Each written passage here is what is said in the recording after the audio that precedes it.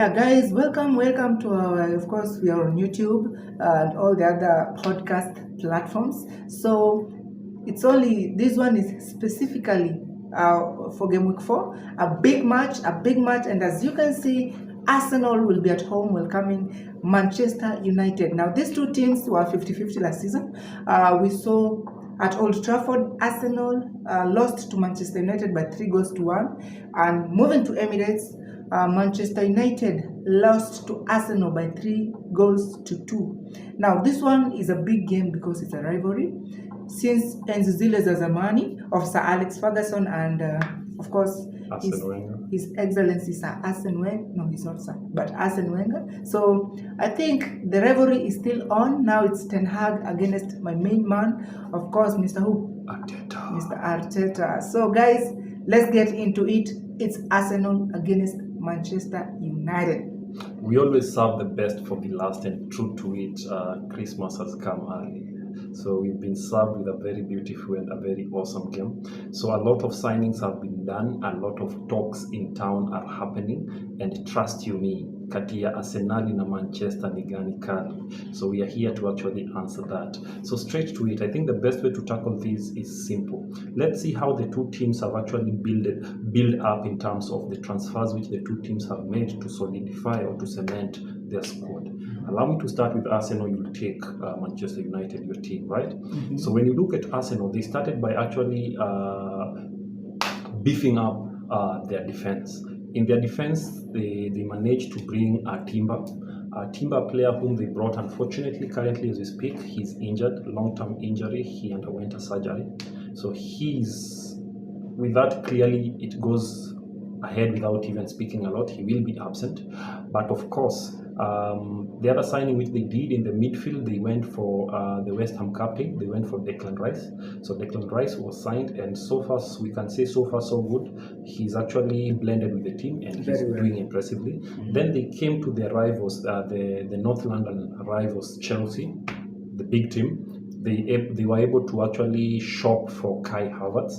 So they bought Kai Havertz, who stepped up in the team. So those are the three major signings which Arsenal made to cement their squad now that they will also be in the Champions League. On the flip side, Manchester United, you people have bought everybody. Can you tell us?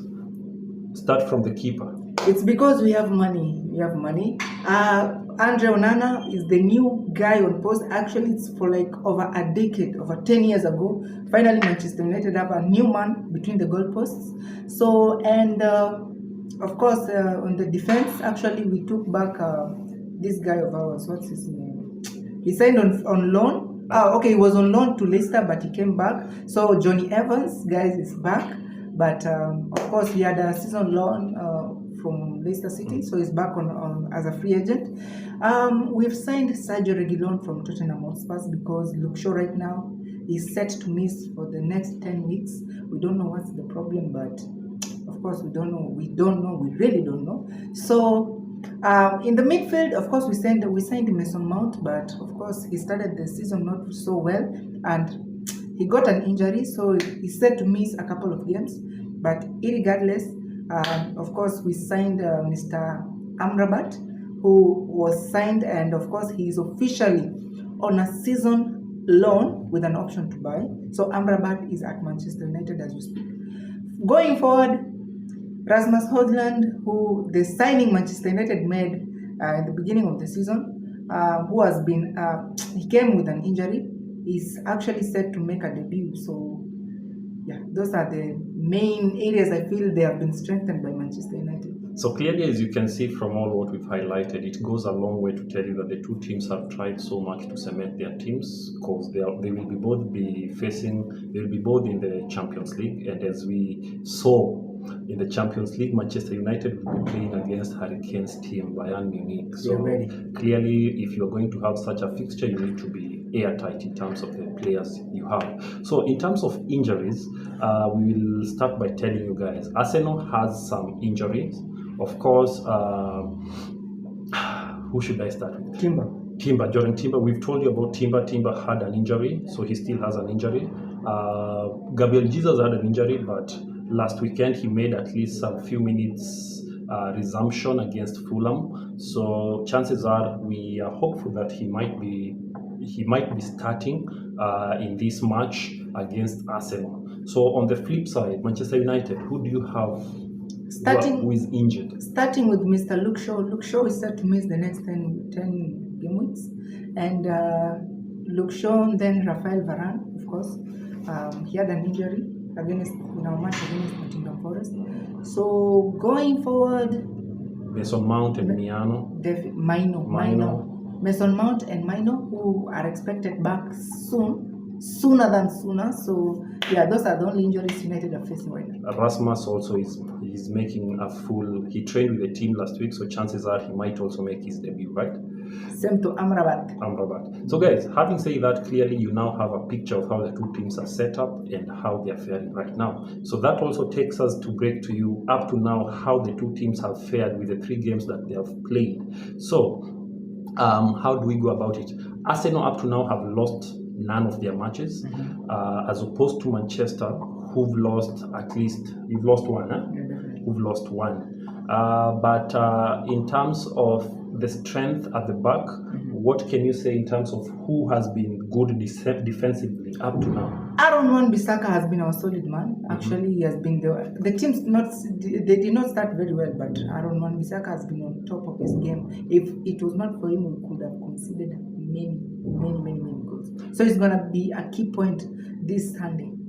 If we compare Aaron Ramsdale and Onana up to now, statistically, who are you seeing that he's winning over each other in terms of being solid at the back? Well, to be fair, as a United fan, Ramsdale is better because, okay, he's making some silly mistakes, but he's better because Onana is yet to adapt. He's still conceding some shitty goals, let me say so, because things like header, they're just going in. The guy doesn't do any effort, so Ramsdale is better than him. If you're talking about the header which Willy Bolly scored, please don't blame Onana. That one I'll tell you guys for free, even for the viewers who are watching this. Because if you all guys saw that header for Willy Bolly, blame it on your defenders. Willy Bolly clearly was left alone. In fact, I can even say how he scored that match, he also didn't know he was scoring it. You understand? So your defenders were supposed to cover him. You left him alone. The ball got him alone. He was surprised to score. Yeah, but then the keeper was caught off guard because he was at the far post. You must have a defender who's whenever any corner is taken, you must have defenders covering the corner post. That's standard. On that time, you had no defender at the corner post. Why do you want to blame the goalkeeper? Well, it's not the first time, but I don't want to go back to our ex and say if it was De Gea, he would have saved it. No. Even if it was De Gea, he should do at least better. Defenders must always cover the post and do their work. In such a case, that thing was like a flick.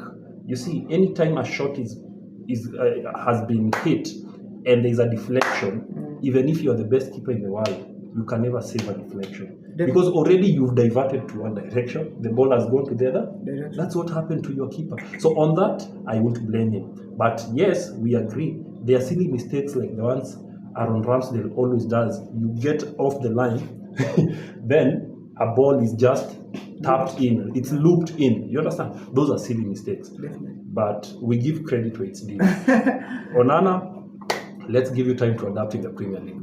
We know you can do better, right? Of course. So let's compare the two forwards of the two teams. So in terms of forward, they're striking force. So when we talk of the forwards here, let's measure in the number 9s and 10s. So for the Arsenal, we will measure maybe in Gabriel Jesus and Ketia, and maybe they are attacking midfielders. Saka, Martinelli, and Trossard. Then on your side, let's measure on, of course, you want us to include Rasmus? Yes. So let's talk of Rasmus, let's talk of Rashford, let's talk of Anthony, and let's talk of course, Garnacho. number 10. Garnacho cannot miss there. And of course, Bruno Fernandes. So when you compare the two combos in both, who do you feel like has the most chance of causing havoc in this match? Or do you want to pick one player by one? Yeah, let me say one player. Anthony, okay, Gabriel Jesus. Fresh from injury? Yeah, fresh from injury. We expect to see what he can do because he's a good player. Rasmus Højlund. Okay, Rashford has been playing as centrally. center forward, but he has not been performing. He is good coming from the wing, so Gabriel Jesus will do better. Then from the wings, the Rashford and Bukayo Saka, I think they are both 50-50. We've seen from last season, so they have both been scoring. So it's gonna be a 50-50 game. But on the other side, between Anthony and Trossard/Martinelli, of course, the Arsenal have it. The Arsenal have it, yeah. Then in the CDM, in the central defensive midfielder, here we are talking of Thomas Partey and Rice. And on your side, we are talking about, of course, Mason Mount is now injured. So I think now let's invoke Eriksen and Casemiro. Well, when we keep it like that, Arsenal still have it. But recently, Arteta has been playing those people out of position, to be honest. Partey has been playing as a centre back. Sure. So I don't know what's the problem. But Arsenal have it. If they play at the right positions, Arsenal have it, not unless United come up with a game plan. Tomiyasu is back. After the red card which he got, he's officially back. I think the main reason because as to that is because of Gabriel. Gabriel has been a cornerstone into that defense, and because he's been missing because of some form issues, that's why he's been trying to gamble with that. But now that chances are he's officially back, we might see the resumption of the official Arsenal lineup, 4-3-3. So let's hope that's how it's gonna be. But we are expecting a very exhilarating match. So I'm here ready for this game. So Pogba, I know a lot is expected from Manchester United, and a lot is also expected from Arsenal in this match. We know it's just match week 4, but the hype created behind this game is always top notch. So as we approach towards this match, what are your expectations? Well, I'm expecting a debilitating, lobotomizing, and ignominious match to be played this Sunday. And of course, the fans are more ready. Of course, the players, you must be ready. Right now, the banters are on here in Kenya. I don't know what's in your country, but here in Kenya, it's a do or die for our fans. So every party believes they will win. Yeah, of course. And every party has their own ego. So whoever wins, one person, of course, we must have a winner. So one person is going to cry this Sunday. For me also, I'm expecting a very exciting game. I'm expecting a match which will be full of more runs.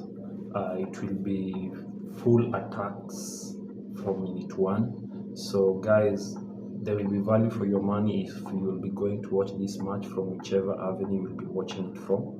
So make sure you stay tuned and watch this match. It will be the last match of the game week, so make sure you enjoy it. So straight to it, Pogba. Let's do our usual predictions. Definitely. What are your thoughts about this? The two teams have not been at their best, let's just be honest. Arsenal fans and both Manchester United, let's be honest, none of you has been at their best coming to this match. And Arsenal fans have been complaining. Okay, from the Arsenal camp, actually they're saying Arteta is playing players out of position, and that's why they're getting poor performances. But if we look on the Manchester side, I think they have strengthened most of their positions, which they felt they were weak. But to be honest, United has not been performing well on away matches. But regardless, this one I'm going with 2-2. But I have this feeling United is going to win this game. I'm going with 3-2 in favor of Manchester United. 3-2. On this one, to be sincere, allow me to go with the home team. I'm going with the London boys, the Gunners, to be able to win this match. I'll give them a chance to win by 2-1. It's going to be a 2-1 win for Arsenal, and it's going to be a good game. So guys, as football fans, let's enjoy the game. Let's keep it here and allow us to end with, at least at the end, you'll be seeing a clip of the Champions League fixture. It's already out, and those are the group stages. Those are the teams on your screen who will be participating in this season's Champions League. So check, confirm where your team falls in the Champions League schedule. Otherwise, thank you for keeping it the gatekeepers. For all our fans across board in all the podcast platforms, continue sharing our content on YouTube, everywhere. Keep it tight, keep it the gatekeeper.